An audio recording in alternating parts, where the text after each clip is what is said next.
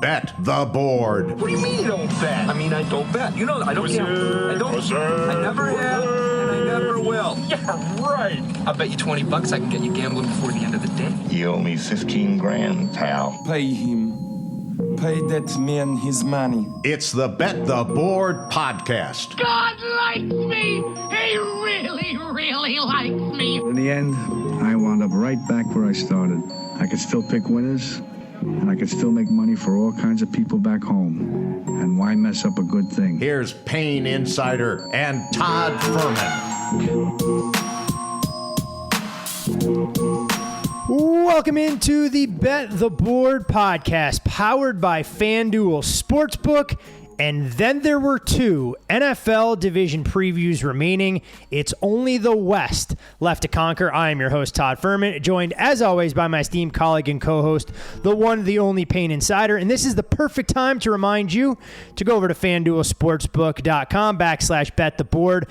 All new player signups available for $1,000 free play. Take advantage of the free bet that's there. If you happen to lose your initial wager, FanDuel will have site credit in your account within 72 hours. Hey, Arizona, we're talking to you. FanDuel will be alive and well just in time for football season. So if you find yourself in the Grand Canyon State, now is the perfect time to sign up with a FanDuel sports betting account.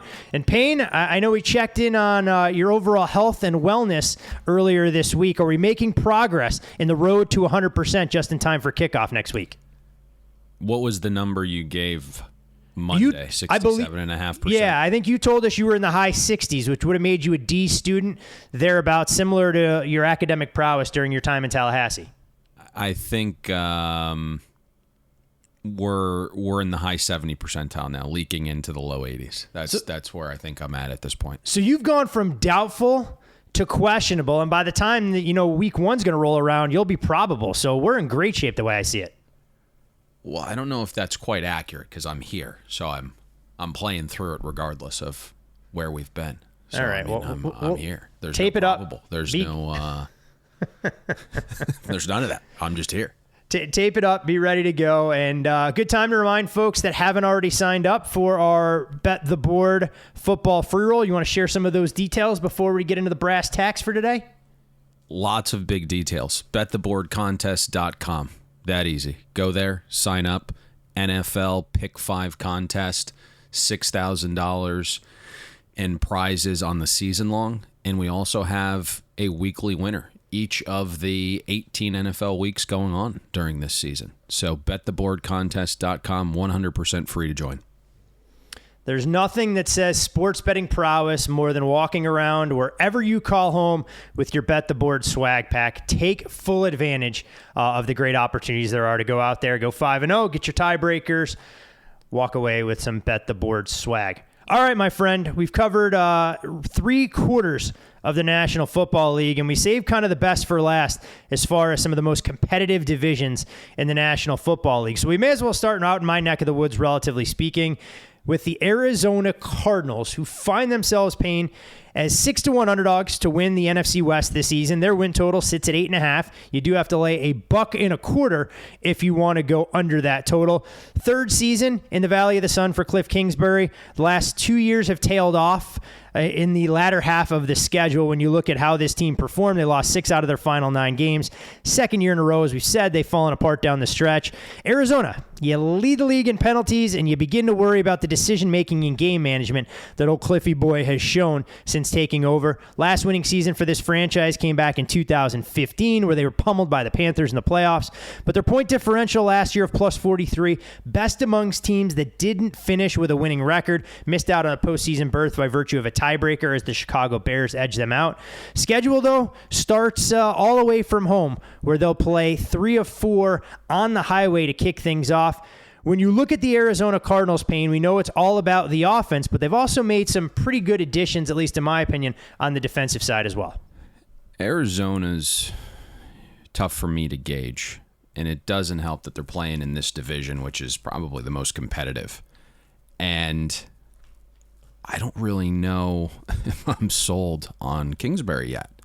And we've mentioned this number a couple times over the years, but I think it's really interesting because it's mind-blowing you can get an NFL job with a resume like Kingsbury. He was 23-40 at Tech if you remove FCS opponents and Kansas from his record. So it's really interesting from that perspective. Now, he's got a flashy quarterback and Kyler can really stress a defense. There's a lot of big names on offense, some on defense that you mentioned. And when you look at Arizona, I think it looks good from the sense that in 2018, before Cliff got there, this was the worst offense in the league by like a long mile. It was 14% worse than the second least efficient offense. And so you have to give Cliff and Kyler a pat on the back for some of that improvement, but I don't think we've seen consistency. We haven't seen this offense put it all together.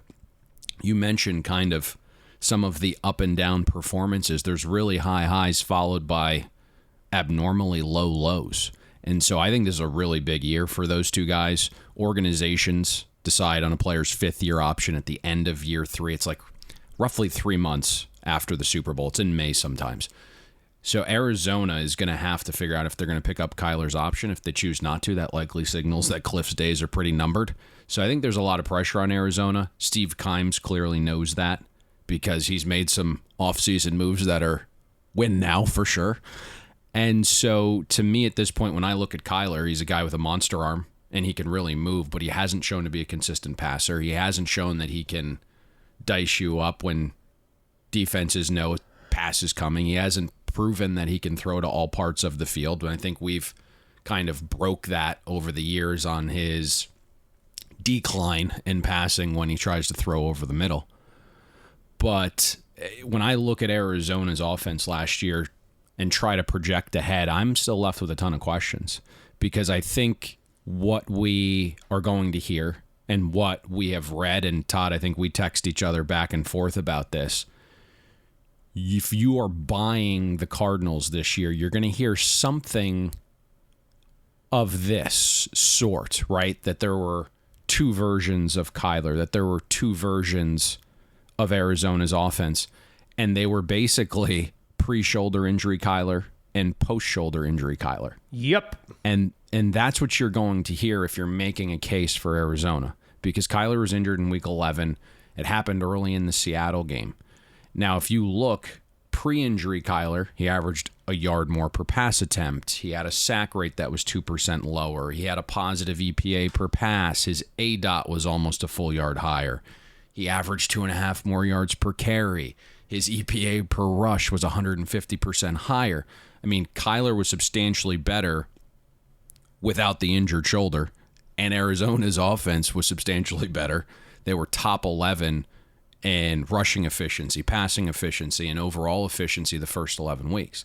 And so now that Kyler's healthy, everyone expects that type of offensive production. And listen, it could come to fruition, especially when you factor in the schedule. It's projected to be a bottom third of the league schedule of overall defenses, passing defenses, and third down defenses. Projected bottom 5 schedule of pass rushing defenses and explosive pass defense. So it all sounds great. But I need to see more. And I think there's some other things that are kind of being neglected when you talk about this dip from their offense. 2 things changed. The first was the schedule. The first 9 weeks, Arizona faced the second easiest schedule in the league.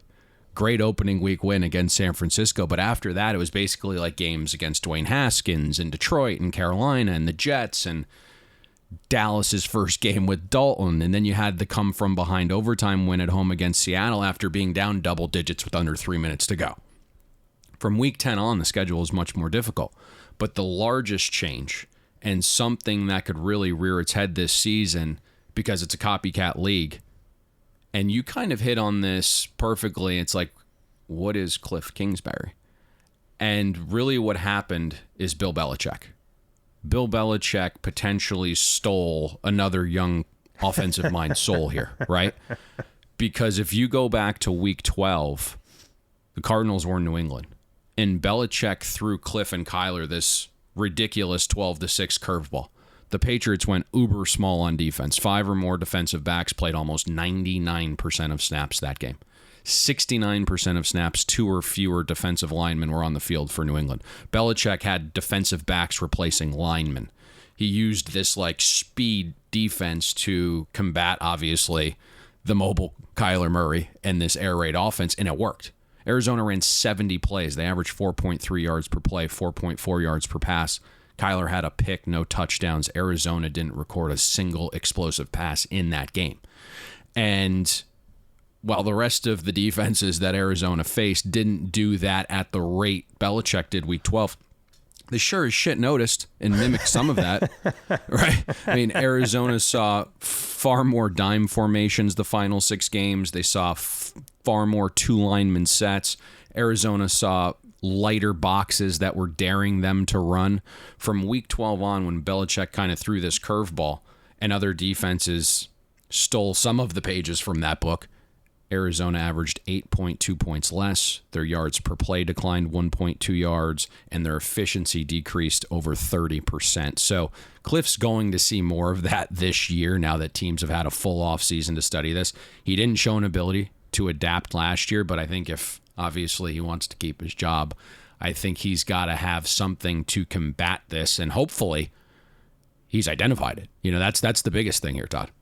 What do you make of some of the Cardinals offseason additions from an offensive standpoint? They lose Kenyon Drake. He goes off to the Raiders. Larry Fitzgerald's status very much up in the air. Said he doesn't have a desire to play football as it stands right now. If you believe Larry at face value, it suggests that he might not be out there. Now, if you read A.J. Green's comments, A.J. says, well, he didn't rule it out completely. He just might not want to be a part of training camp. And they go out there, you bring in James Conner from Pittsburgh, Green, who I mentioned, on a 1-year deal from the Cincinnati Bengals. You bolster the offensive line with Rodney Hudson, and you draft kind of a Swiss Army knife player that we've talked about at great lengths in the college ranks in Rondale Moore to try and help. But it's a receiving group that after DeAndre Hopkins last year, we haven't seen much out of Christian Kirk and Andy and Isabella, guys that were very highly touted in terms of their potential impact. I think that's why there's a ton of optimism is all the namesakes that were added. You know, Rodney Hudson kind of fell into their lap. They had no idea he was available. I don't think anyone knew that the Raiders were just going to overhaul the entire offensive line. And so Hudson fell into their lap. I like that addition. That's awesome. A.J. Green is a guy that everyone's been bagging on that's basically been told he's done. He's finished. He's over the hill. But man, if you read some of the camp reports, if you listen to some of the guys on social media that I do trust, A.J. Green has looked fantastic. Now, I don't know if he's going to be able to maintain his health for an entire season, but something to really consider there. Your boy Rondale Moore looks like he has the slot job locked up, and I think he's an interesting component to this offense. Not necessarily a guy that's going to take the top off the defense, but he's going to operate around the line of scrimmage and give Kyler some clean looks and operate with the ball after the catch. So he's an interesting piece. So you do like the weapons that they've added if A.J. Green is being as good as what he's hyped up right now. I mean, there's guys out there that have watched practice and gone to some of the camps, and believe it or not, A.J. Green's looked better than Hopkins, some guys have said. I mean, he's got his speed back, he's got burst. It's just a matter of he can actually do it for a full season. Yeah, you've just now killed my A.J. Green ADP when it comes to fantasy football. So thank you for that, Payne. I really appreciate it, hoping that he slipped through the cracks. When you look at this Arizona team, I mean, so much emphasis gets placed on this team offensively. Kyler Murray and Cliff Kingsbury, who we've talked about at great length. But defensively, they were a bit of a surprise last year in a positive manner. Finished the season 10th in defensive efficiency, 7th in weighted DVOA. You look at their points per game defense in the top half of the league, and the reality of it is they shaved nearly 60 yards per game off their pass defense. You read NFL.com, their top 100 players, Budda Baker grabbing all the headlines. You look at the athleticism that they've added specifically in their linebacking core with the likes of Zaven Collins in the draft, Isaiah Simmons, who we've talked about being extremely versatile on the defensive side. Now, they are dealing with some injuries on the back half in the secondary. I don't think that's going to be an issue once the season starts. But defensively, can this Arizona team, especially with the addition of J.J. Watt and the potential return of Chandler Jones, be a lot better than even what we saw last year? I mean, there were times last year where you wondered how Arizona was doing it defensively. And give Vance Joseph some credit. I mean, he had the 5th most injured defense in the league, but Arizona somehow finished 10th in defensive efficiency. They were 20th the year prior. So real improvement from below average to top 10 while dealing with some of that injury adversity. And I think people see that top 10 defense, and then they add a name like J.J. Watt. And the first pick is Xavier Collins. And Chandler Jones, the best name on paper this defense has, only played 5 games last year. And then you had Isaiah Simmons finally, the light bulb came on down the stretch last year, and the expectation is that he's going to improve upon that now that he knows what the heck he's doing. And if Arizona is going to make a run, it has to be, this top 10 defense, but there are some components to me that do leave me nervous. I mean, Chandler Jones isn't happy. He's requested a trade. Reports are surfacing that J.J. Watt is going to be limited to about 65% of snaps. We'll see if he allows that, but the discussion has been quality over quantity with Watt. No doubt, he's a guy that you can play outside and then kick inside on known passing situations with Chandler and Marcus Golden. And then you have Xavier coming in on blitzes in these known passing situations. That's a foursome that's pretty scary to think about. But, I mean, their offense is going to have to build leads for the defense, I think, to kind of take shape and be a top 10 unit again. And on top of that, Arizona is projected to face the very toughest schedule of offenses in 2021. Arizona is going to face the single largest jump of passing offenses year over year. And so when I see that massive jump in competition and start to dig into some of the underlying metrics from last season, it does point to regression here. I mean, the Cardinals were top 10, as we mentioned, but their early down defense was 22nd. I see a unit that somehow finished 9th in defensive pass efficiency, yet PFF graded the entire coverage unit as 9th worst. That doesn't add up. And you take it a step further and see how Arizona defended opposing teams' number 1 and number 2 receivers. They were 20th and 23rd in defensive pass efficiency defending opposing teams' top 2 receivers. They just shut everybody else down. I love Budda Baker, who you mentioned, and calling him a safety, I think, minimizes his talent. True. But I look at the rest of the secondary, and there's some questions there. I mean, Robert Elford turns 33 in October. He hasn't played since 2018. He broke his leg and then tore his pec, so he's missed back-to-back seasons. Malcolm Butler ranked 97th out of 148 qualifying corners in adjusted yards allowed per coverage snap. Byron Murphy made a nice year 2 leap because they stuffed him in the slot because they figured out he couldn't really defend the outside. So maybe he makes a big year 3 jump. But basically, he was in the 50th percentile of corners in adjusted yards allowed per coverage snap. He's also finished 60th or worse in success rate allowed both NFL seasons. Now, I don't think Arizona's going to have a bad defense. I just want to caution people that saw a top 10 unit last year that got hit by the injury bug, and then they see names like J.J. Watt being added and just assume, whoa, massive improvement. This is going to be one of the best defenses in the league. So I think you want to kind of pump the brakes on that belief. Going to be a real interesting team to watch. I mean, when you talk about more questions sometimes than answers, you typically look for known commodities. And as it pertains to the Arizona Cardinals, I'm not sure they have a whole lot of them on either side of the ball, as you outlined there. So we'll see, more or less what we're going to get from this team right out of the gates. I think their week 1 matchup on the road in Nashville against the Tennessee Titans is fascinating, but we'll potentially cover that game in greater detail as we inch closer to week 1. When you look at another team in the division that made a massive offseason splash as well, that would be the Los Angeles Rams, who find themselves as $2 underdogs to win the NFC West at FanDuel Sportsbook. Their win total, 10.5, shaded to the under, minus $1.40. When you look at what they've accomplished under Sean McVay's leadership, they've won at least 10 games every season since he's been the head coach. They, of course, make the big splashy deal. You trade Goff and 2 first-rounders to Detroit, bring in Matthew Stafford. And when you look at this Rams as a franchise, they haven't had a winning record in 4 straight seasons since the mid-'80s. So clearly a renaissance, resurgence, call it what you will. And the winning record last year came even with a turnover differential of -3. But they were a 500 team in the division. San Francisco has really had their number each of the last couple seasons. But Payne, there's been no bigger proponent and cheerleader of sorts for Matthew Stafford and what he might be capable of accomplishing if he was surrounded by competent pieces in a functional organization. When this trade was made, what kind of ceiling do you think it creates for this Rams offense?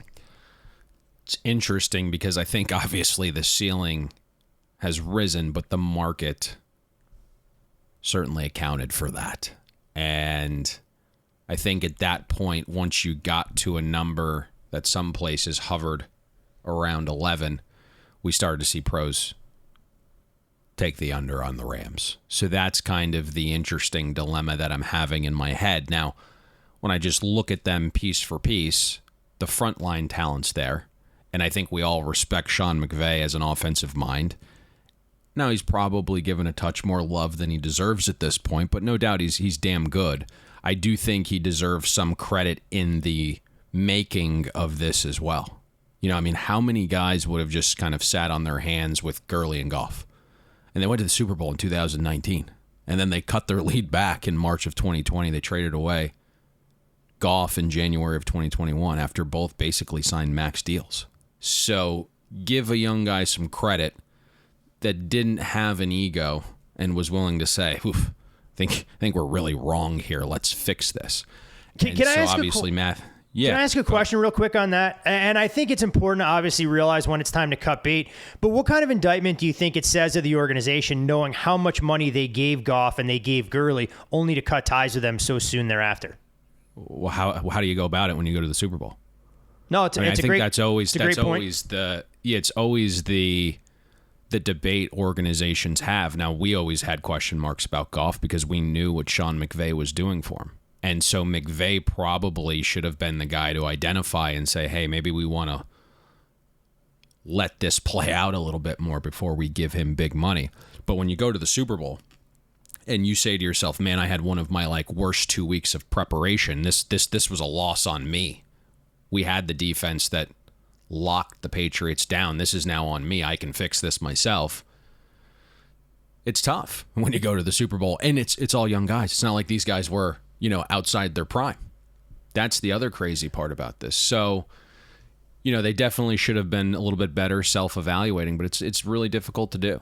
And so they kind of washed their hands of that early, fixed it. We'll see, right? Part of the fix is Matthew Stafford. There's going to be a transition period here, right? Learning a new system and new languages and getting on the same page with new players. But I think from the perspective of what McVay's offense is and wants to be and what Stafford's best traits are, this is a pretty good match. And if you look at Goff, he basically became really risk adverse. Only 3 quarterbacks averaged lower intended air yards than Goff. Only 45% of his passing yards came through the air. The rest was yak last season. So, basically all his numbers were a byproduct of McVay and getting guys open and great, receivers after the catch. Stafford's average completed air yards per pass was greater than Goff's intended air yards per attempt last year.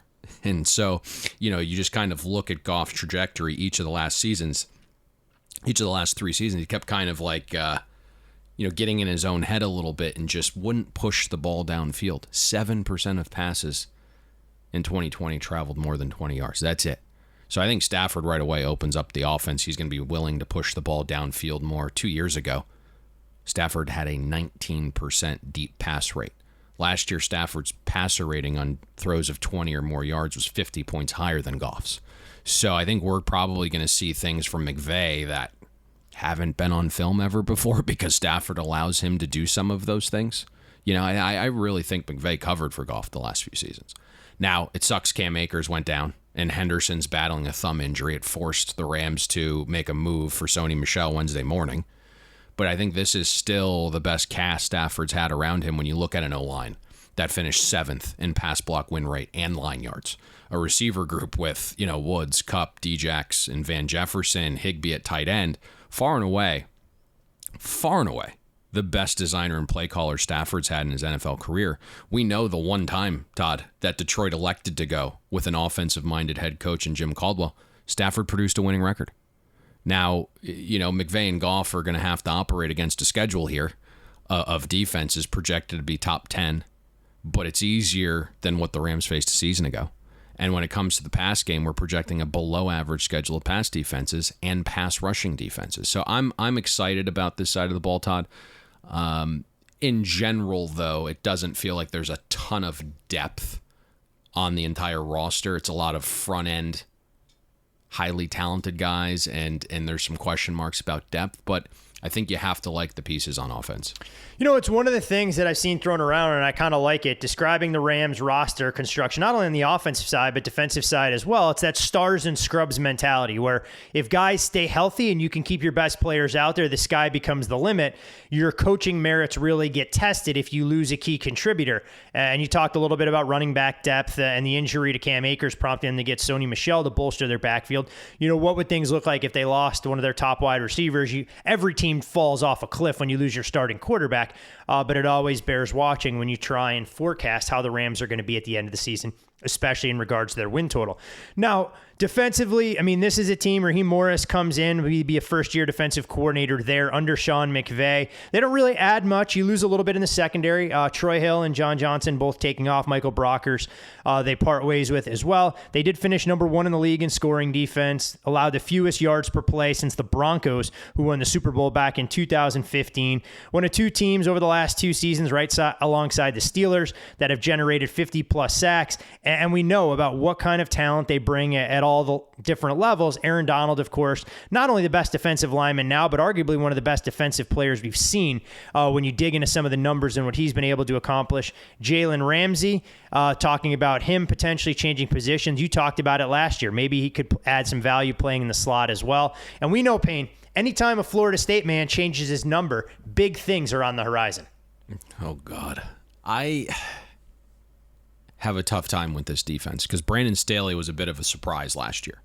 He obviously had, decent lineage under Vic Fangio, but he was only an outside linebackers coach for 2 seasons. And then there was this story about how McVay picked Staley up for his interview at 4 a.m. And it lasted 12 hours because the guys just fell in love with each other. Their principles aligned, and McVay wanted someone young and innovative. He wasn't looking for a guy with tons of experience that was unwilling to adapt to the times.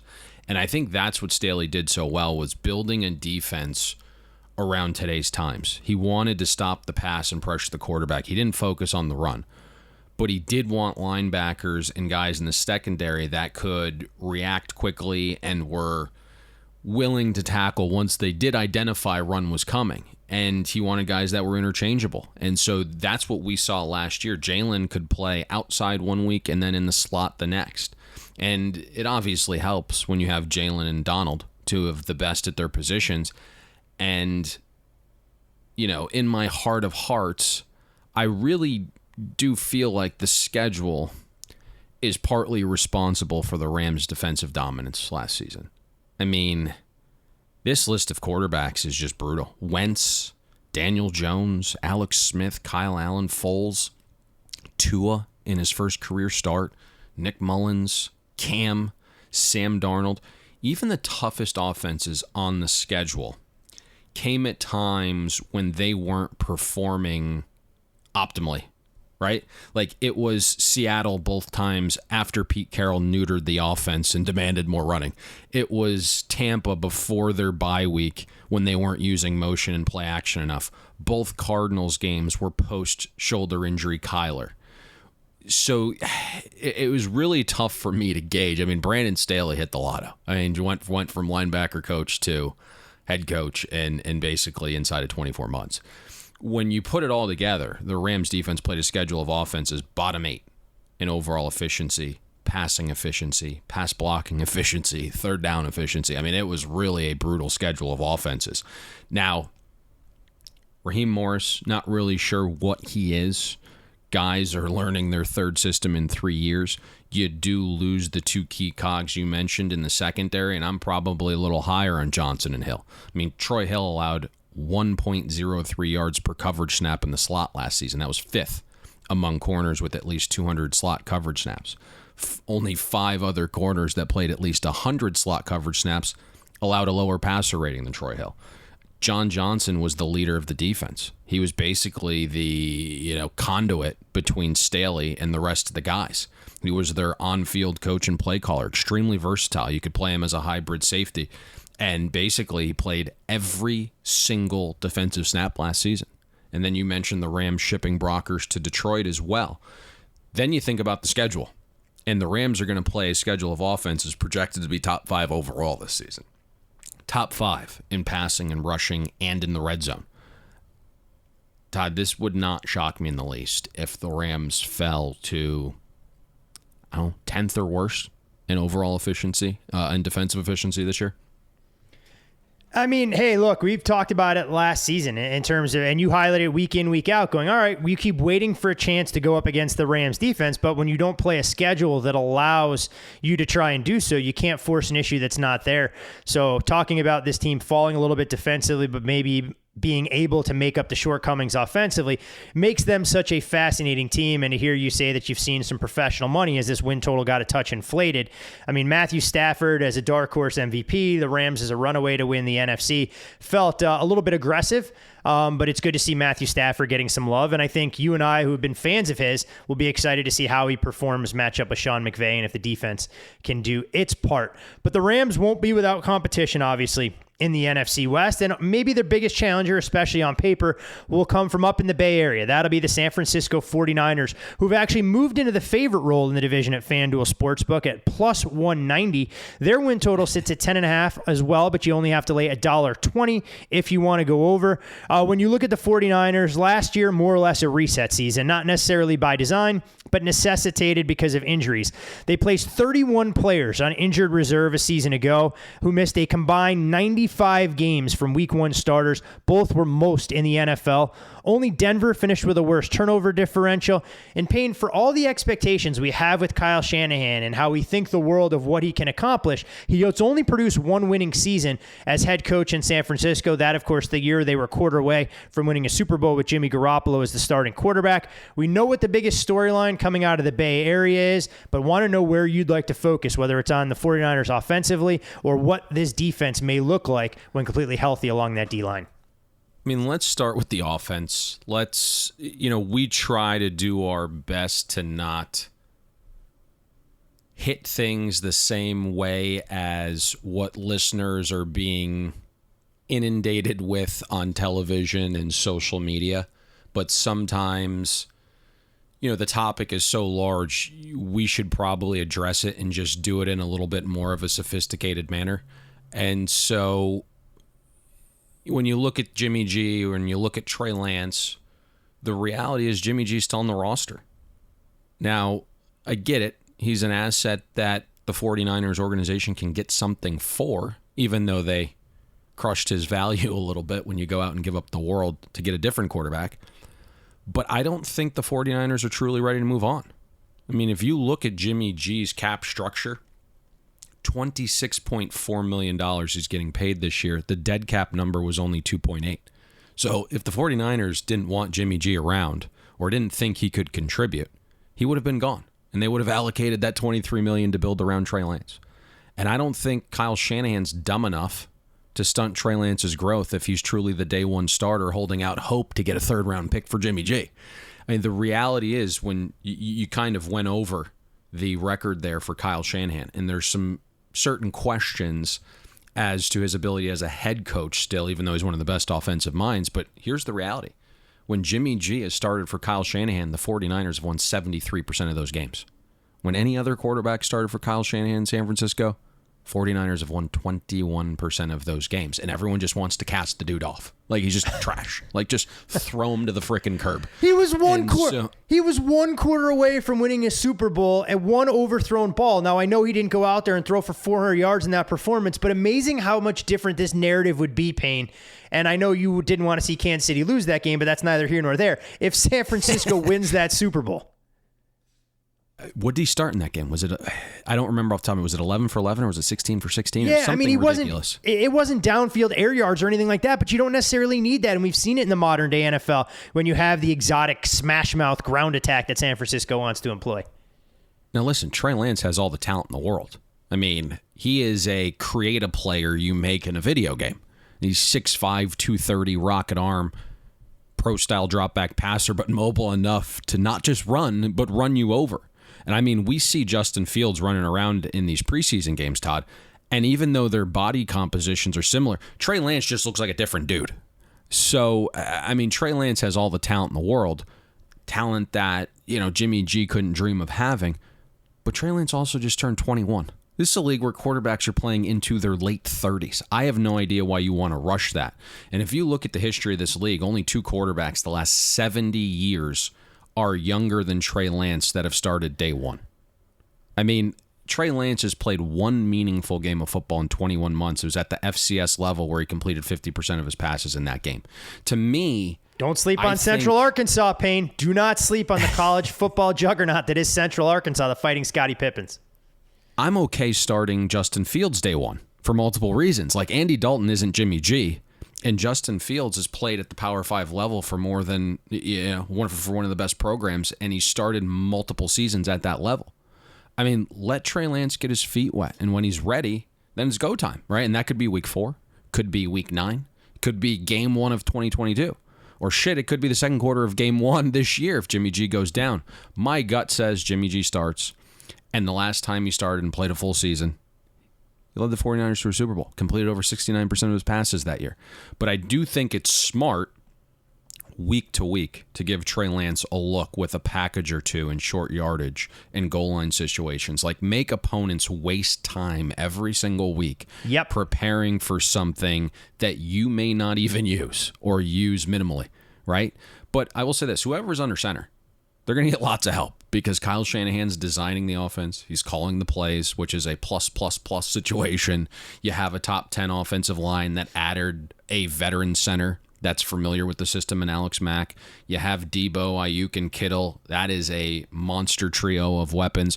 Whatever flavor of running back you like, the 49ers have that as well.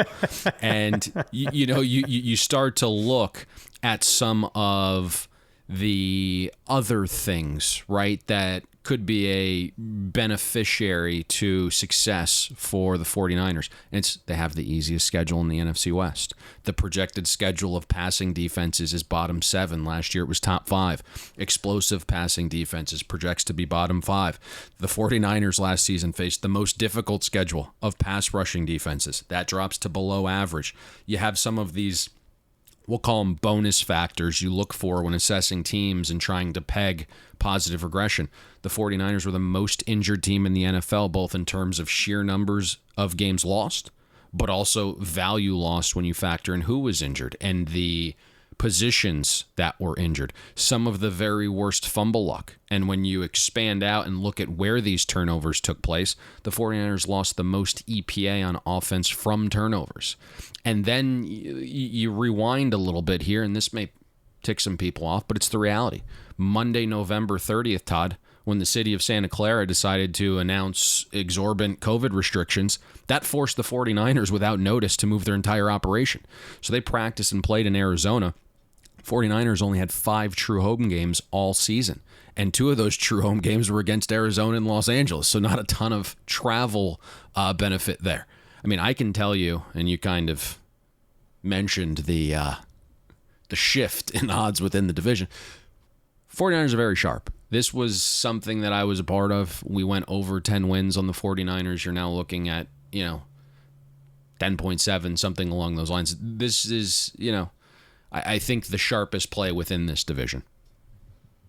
Hey, I mean, this is a good football team that was just besieged by injuries a season ago, and we haven't even really talked about the strength of what this team brings to the table, and I don't think we have to belabor the point. But from a defensive line perspective, all the notes that you read coming out of Santa Clara, that this group believes they have 8 to 10 bodies that would be capable of being starters. You wonder if the 49ers will move some of that depth to replace potential questions they may have in the secondary. Nick Bosa, D Ford, Javon Kinlaw. I mean, these guys are going to be extremely formidable when they're all healthy, ready to go. Fred Warner, they make a long commitment to, becomes the league's highest paid linebacker. We're getting strong praise from around the league. And while you do have some questions I mentioned on the back end, hey, look, I mean, there's guys that are capable of being playmakers. So if they're able to solidify that group, this can become one of the stingiest stop units, not only in the NFC, but in the entire National Football League. There is a little bit of a question with who's taking over. Obviously, everyone loves Robert Salah. You have D'Amico Ryans is the new DC. If you remember him, he won Rookie of the Year when we were definitely watching football. I had to, honestly, Payne, when I saw that name come across, because I completely forgot. I knew they had to bring in a new DC, and I went, that name looks all familiar. He took his last snap in the NFL back in 2015. That's how I know we're really getting old around here. Yes, it's really actually getting sad. I hate to even think of it. He's the youngest DC in the NFL, and he's been on this staff since 2017 when Lynch and Kyle came over. He's worked his way up from a defensive quality control coach to linebacker coach, and now obviously DC. He's been credited with the growth of Fred Warner and others. All of the players seem to say one thing about DeMeco Ryans, and it's how smart he is and how willing he is to teach. There was a quote, I believe it did come from Fred Warner, and basically he said, anybody can yell. That's not coaching. DeMeco will tell you what you did wrong, ask you what you saw or thought, and then actually sit down with you and show you what you did wrong and how to fix it. So all signs point to DeMeco Ryans having a real shot at being a good defensive coordinator here. He obviously, as you alluded to, inherits one of the best front sevens in football. Bosa returns after the ACL tear. Eric Armstead signed the big money deal that forced Buckner out. Armstead can line up outside and inside. Javon Kinlaw in year 2 with a real offseason should surge. There were a ton of nice little value signings along the D-line with Zach Kerr and Maurice Hurst and Samson Ebukam. And, my feeling is Ebukam will be used properly. A lot of guys, I think the Rams used him a little bit in drop coverage. He was better getting after the quarterback. You also have D Ford. Now let's see if he can stay healthy. He had to restructure the contract. He's had this nagging back injury that I believe kept him out 15 games. It's being viewed as a bonus if he contributes anything, but so far having a great camp. If he can contribute, the defense goes to the next level. We talked about the linebackers being stacked with Dre Greenlaw and then obviously Fred Warner. He was the only linebacker to make Next Gen's top 10 pass coverage defenders in 2020. I mean, this is why he signed for Primo Bucks, because you need a linebacker that can cover in this day and age. So it's not a devalued position if you can cover in space, right? That's the one caveat to all of it? That is the big caveat, right? Yep. Like you can just throw anybody there, but if you have a guy who can cover, Primo Bucks. The question, and you hit this perfectly, is a secondary. Let's see if Jason Verrett can do it again and stay healthy for fairly the entire season. It's a unit that doesn't really have an elite guy. There's some depth questions. There's injury concerns through the roof with just about every single guy in that room missing substantial time semi-recently in their careers. And then you'll also have this factor of the 49ers are going to see an uptick in competition, right? They're going from an average schedule of opposing offenses last year to a projected top 10 schedule this year. A big increase in passing offenses from below average to top 10 as well, Todd. So there are some things here that do make me a little queasy, and it's typically the back end of this defense and the uptick in competition. And then obviously there's still, despite all the great things being said, some questions with DeMeco Ryans. Before we get to the last team in the division, I want to ask you one question. I know you love these what-if games in terms of NFL roster NFL roster construction. Given the way the game is trending in 2021, if you had the choice to have an elite defensive line that could bring pressure on the quarterback with a mediocre secondary, or the converse, a mediocre defensive line in terms of getting pressure, but an elite defensive backfield, which of those two options would you choose? That's a trick question because I don't think anyone has figured that out yet, but we are trending towards the possibility in terms of value shifting towards cornerback, as shockingly as that is going to sound, because there are ways to manufacture pressure. There's not ways to manufacture elite cover corners. And so there is this little trend right now that is catching steam that says an elite cover corner is better than an elite edge rusher, but it's minimal, that difference right now. Those are the two premier positions. There is a method to my madness a lot of the time, as unorthodox as it may be. And the reason I asked... You're going to say, let's trade one of our defensive linemen for an elite corner. No. Who would you like? No, I wasn't going to go that route. I was going to use this as the perfect segue into the Seattle Seahawks, and I'll get there in a second. It'll all come full circle. But when you look at Seattle, they're plus 280 at FanDuel Sportsbook to win the NFC West. Their win total sits at 10 flat, so lay $1.10 either way, depending if you want to go over and under. 12 wins for the Seahawks was the most since 2014. Only the Chiefs, Ravens, and Saints have 10-plus wins in each of the last 3 seasons. But the one crazy part for Seattle, 18 of their 23 wins the last past few seasons have all been decided by one score, and we talk about sustainability, but it's clearly a byproduct of the Russell Wilson effect, where he's gone 98-45-1, leading the Seahawks since he took over, a record only bettered by the Pats. We'll get to the Seahawks offense and Russ in a second, but the reason I ask about the secondary, when you look at Seattle, this is a team who's invested a lot of money in their linebacker position. I think we're both high on Jordan Brooks. We know what Bobby Wagner is. They spent an inordinate amount of money in a guy who at least is listed as a member of the defensive backfield in Jamal Adams, but you have some questions about Seattle's ability to cover in space, and more importantly, the Seahawks, their ability to get pressure with their front four. Yeah, listen, I think people qualified enough to evaluate Seattle from the outside. This is going to sound so fucking bad. I can't wait. They do a much better job than the people within the organization at times. Pete and others believe that their defense can be relied on and be dominant similar to the championship years. And it's just not the case. They wholeheartedly believe the defense is great. And that's why Pete neutered the offense last year. Now, give Seattle some credit. Down the stretch last year, their weighted defense was 11th in efficiency, so they did perform better towards the end of the year. And it helped that the offensive schedule decreased at the same time Jamal Adams got healthy, and they added Carlos Dunlap via trade. So, and there's lots of optimism this year around Jordan Brooks in his athleticism, so much so that Seattle let KJ Wright walk, because Brooks brings more speed. Now, as a rookie, Brooks played 160 snaps in coverage. He gave up over 10 yards per reception and had a 29 coverage grade, which was horrific. The secondary is extremely vulnerable in pass coverage. I know we all like Quandre Diggs. Jamal Adams is fantastic getting after the quarterback, but he delivered his lowest coverage grade ever last season. He is a liability in coverage. Now, in saying that, if you can make Adams strictly a box safety, a blitzer, because he is the team's best pass rusher, I believe he delivered like a 21% pressure rate, there is a sizable difference with Seattle's splits when Adams was on the field versus when he wasn't, if you are willing to use him as a box safety and a blitzer. Opponents had a negative EPA when Adams was on the field, and then opponents had a positive EPA when Adams wasn't. So Seattle was clearly better with Adams on the field because they figured out how to use him post-Patriots game, where he basically got completely shredded by Cam.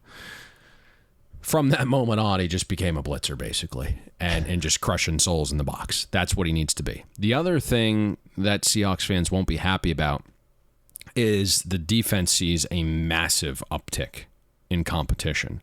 And that's big for a unit that was clearly impacted by its opponent, because I think it's worth mentioning here. Obviously, right, when you play tougher offenses, it's tougher to defend, but there's less of a dip when you're a really good defense or an elite defense. But when you're a middling defense, schedule is very important. And so Seattle's going from facing a bottom 5 schedule of offenses to a projected top 10 schedule. And for a unit that has trouble getting after the quarterback, Seattle projects to face the very best pass blocking O-lines this year. So a guy like LJ Collier has to wake up and pretend to remember he was drafted 29th overall in 2019.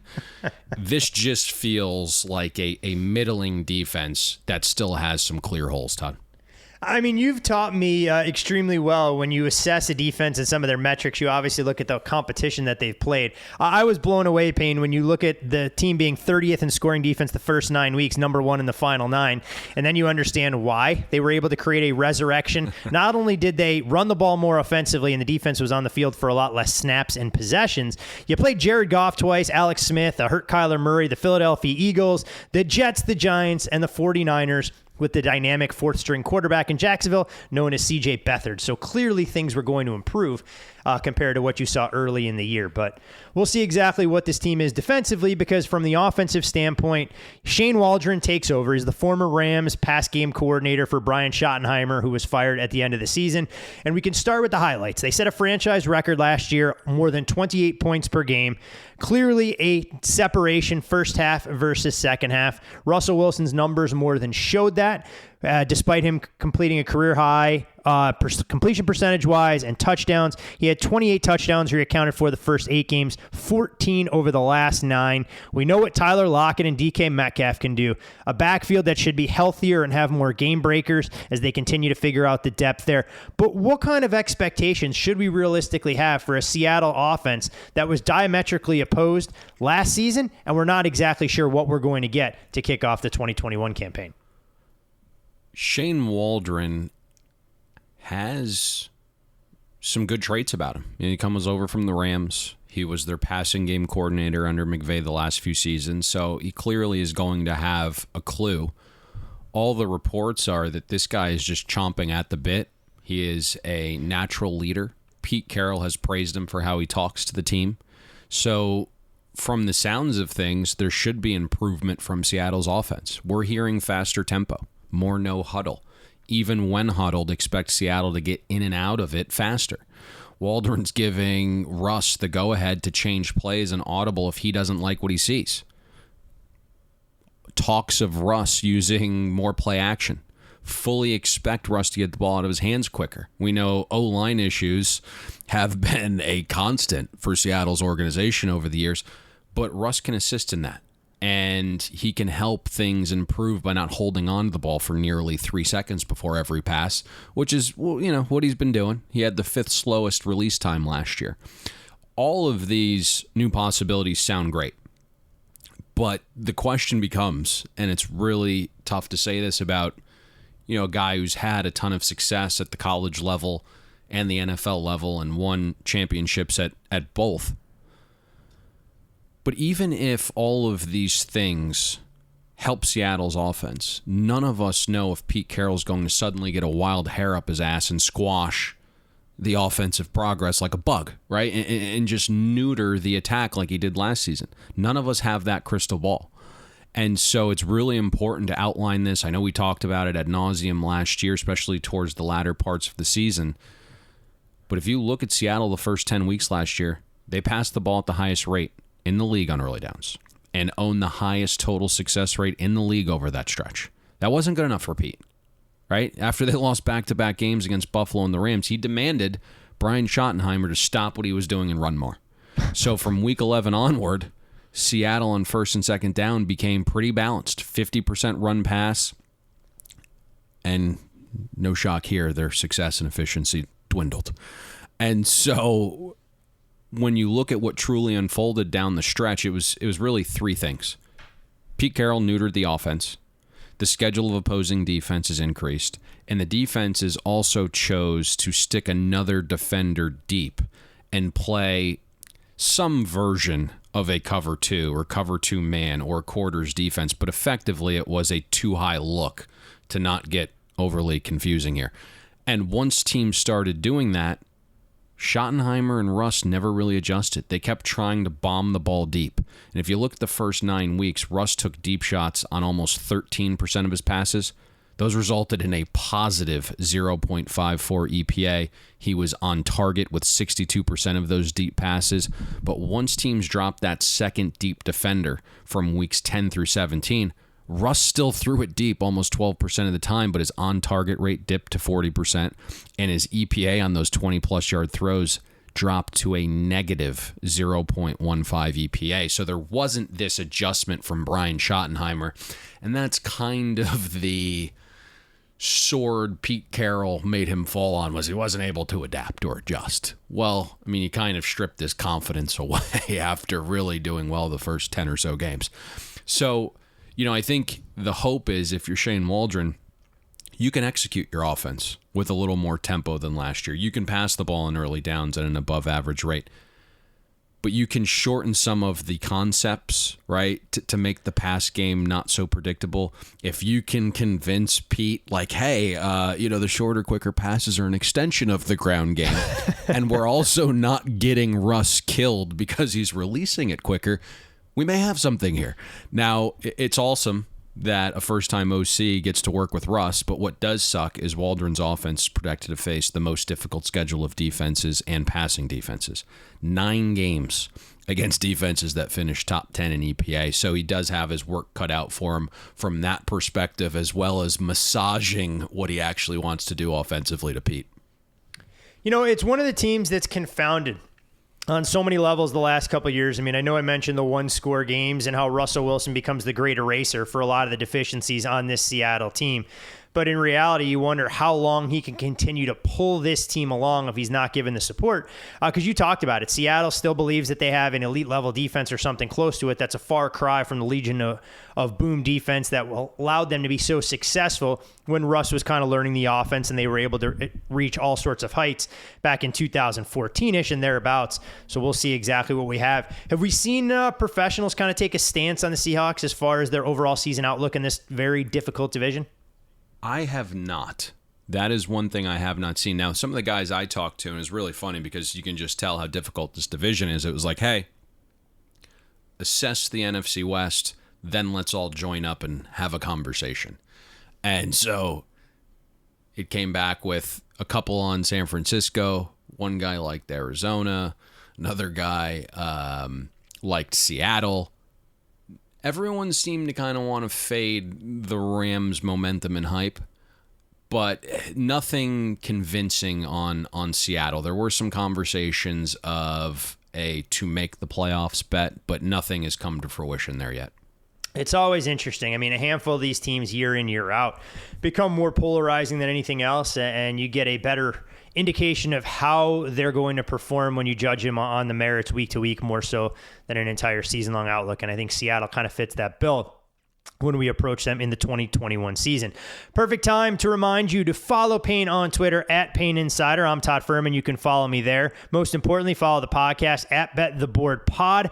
All the contest details right there. One link. It's easy to follow. Click, sign up. We're up to about 1,500 entrants so far. Want to more than double that. I'd love to be able to get over 4,000. So tell your friends, tell your families, tell people you don't like, your coworkers. It's the perfect way to keep them busy Wednesday, Thursdays, and Fridays throughout the fall and create some of that water cooler conversation. Also, FanDuel.com/bettheboard. Go to FanDuel.com. All new users entitled to a $1,000 free bet. Take full advantage of some generous promotions that are there. As we mentioned, FanDuel will be live in the state of Arizona, hopefully in time for football season. So this is the perfect time for all you folks out there, Cardinal fans or otherwise, to take advantage and begin building your bankroll just in time for kickoff. Payne, only 4 teams left to go, and we saved your beloved Patrick Mahomes for the final preview podcast. We'll, of course, get to that on Monday when we break down the AFC West in great detail. But before we close up shop here this fine Thursday morning, wasn't sure if there was a best bet or an investment opportunity you saw worth making at this stage in the game. Yeah, this is something we bet just yesterday, and I hate to be reactionary. I kind of always want to dive into markets and set the tone and not kind of react to news. But I do think it was interesting with what came out of Denver yesterday, and I personally would have went in a different direction as a coach or GM, and I would have given Drew Lock the initial shot because I know Mahomes is in my division, Herbert is in my division, and I'm trying to win championships, and Lock gives me a better ceiling. However, as a bettor, I truly have no issues going with the higher floor because 9 wins, 10 wins is perfect for me. So let's go with the over 8.5 minus 0.5 at FanDuel on the Denver Broncos.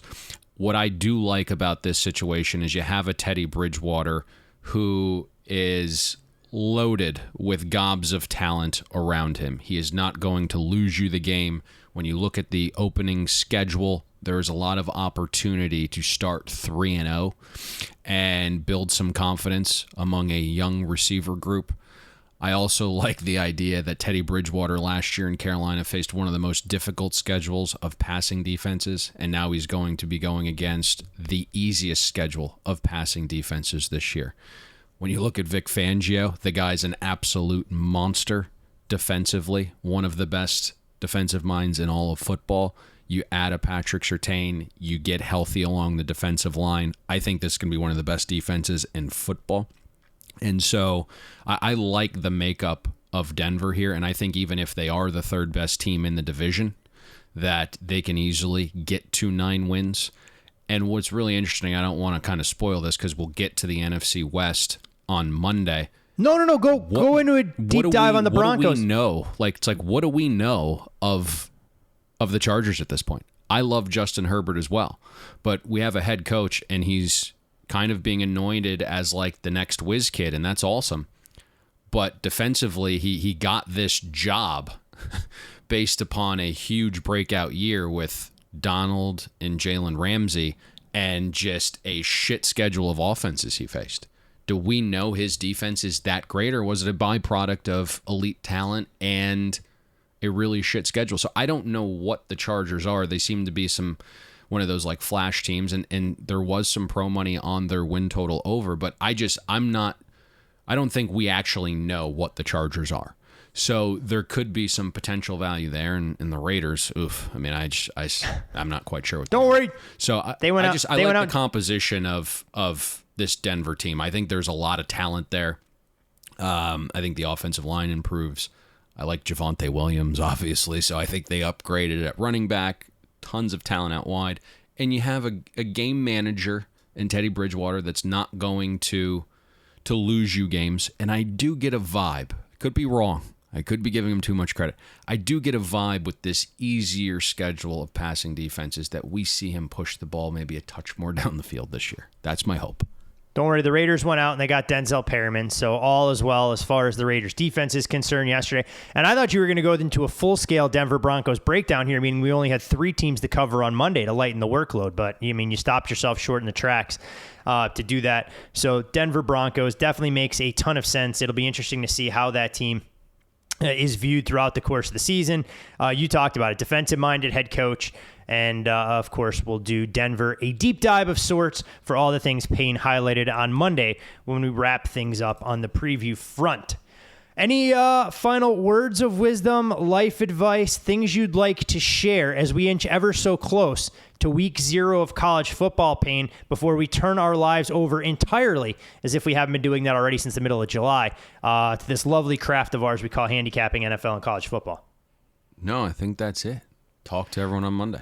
Alrighty, get better, my friend, and to all of you out there, best of luck with any of your preseason NFL Week 3 wagers, however you choose to approach the college board this weekend. Most importantly, though, with a Denver Broncos ticket in hand come the middle of December, we'll see you at the window. Thanks for listening to Bet the Board. You can catch Todd and Payne every Monday, Wednesday, and Thursday during football season, breaking down the biggest NFL and college football games. And to make sure you don't miss any free best bets, subscribe to Bet the Board on iTunes, Google Play, Spotify, or wherever you listen to podcasts.